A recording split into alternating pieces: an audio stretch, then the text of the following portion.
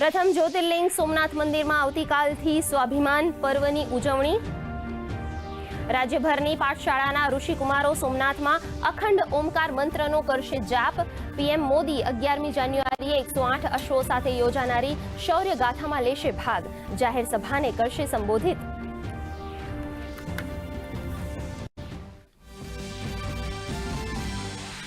Technical diploma કે degree ધરાવતા યુવાઓ માટે મહત્વના સમાચાર।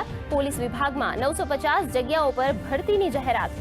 મોટર ટ્રાન્સપોર્ટ વિભાગમાં પીએસઆઈ સહિતના પદો પર જગ્યા ખાલી। 9 થી 29 જાન્યુઆરી દરમિયાન ઓનલાઈન માધ્યમથી કરી શકાશે અરજી।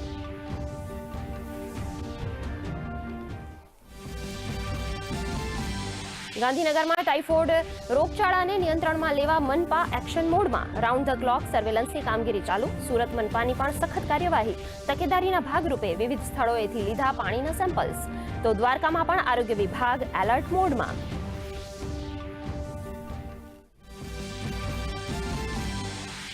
બનાસકાંઠાના ધાનેરામાં ઓરીના 9 પોઝિટિવ કેસો મળતા આરોગ્ય વિભાગ હરકતમાં। ડોર ટુ ડોર સર્વેની કામગીરી ચાલુ। તાલુકામાં 50%થી વધુ રસીકરણ પૂર્ણ। રાજસ્થાનમાં ઓરીના વધુ કેસો હોવાથી અસર હોવાનું જણાવતું આરોગ્ય વિભાગ।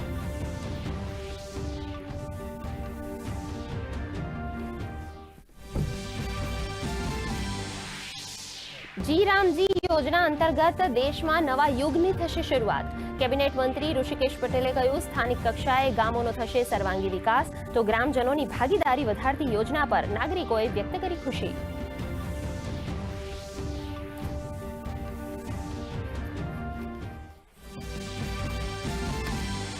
પ્રધાનમંત્રી મોદીએ ઇઝરાયેલના પ્રધાનમંત્રી બેન્ઝામિન ટેલિફોનિક વાતચીત। નવા વર્ષની પાઠવી શુભેચ્છાઓ। બંને દેશો વચ્ચે વ્યૂહાત્મક ભાગીદારી વધુ મજબૂત કરવા મુદ્દે બંને નેતાઓએ કરી ચર્ચા। તો આતંકવાદ મુદ્દે લડતને આપ્યું સમર્થન।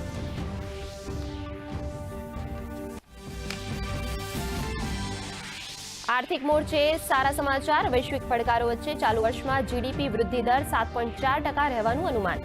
સેવા ક્ષેત્રમાં 9.9%ના મજબૂત ગ્રોથનો અંદાજ। ઉત્પાદન અને બાંધકામ ક્ષેત્રે વિકાસની આગેકૂચ જારી। આંક અને કાર્યક્રમ અમલીકરણ મંત્રાલયે જાહેર કર્યા આંકડા।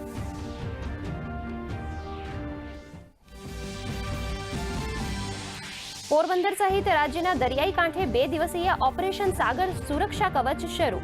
પોલીસ સહિત વિવિધ સુરક્ષા એજન્સીઓ વચ્ચે સંકલન વધારવા અને દરિયાઈ સુરક્ષા વ્યવસ્થાની ચકાસણી કરવા મોક ડ્રીલનું આયોજન।